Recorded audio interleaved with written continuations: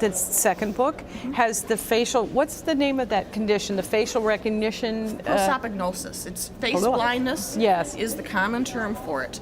And that I incorporate in my second book, Missing Mark. And for that, I didn't want to write the same book twice, so I didn't want to write a serial killer one. I wanted to concentrate on the theme being how newsrooms decide which missing people get publicity and which ones don't, because not all missing people are created equal. Oh, I know. And as one of the twists in the story, I used is a medical disorder called facial blindness. Parents don't recognize children. Children don't recognize parents. Spouses don't recognize, their husband or wife.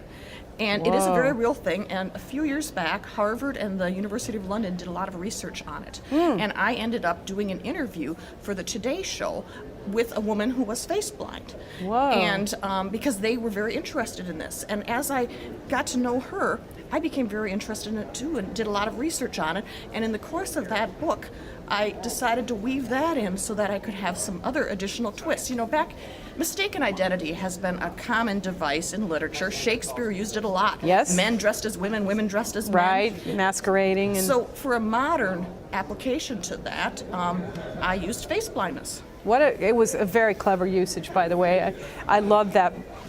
That book was great, but that part of it was genius. I thought, how convenient, how clever, how smart. And also, another thing that I think is commendable and good is, how do you get dead bodies? What's a logical way to get a dead body into my book? And you have the reporter, but also she's involved with a cop.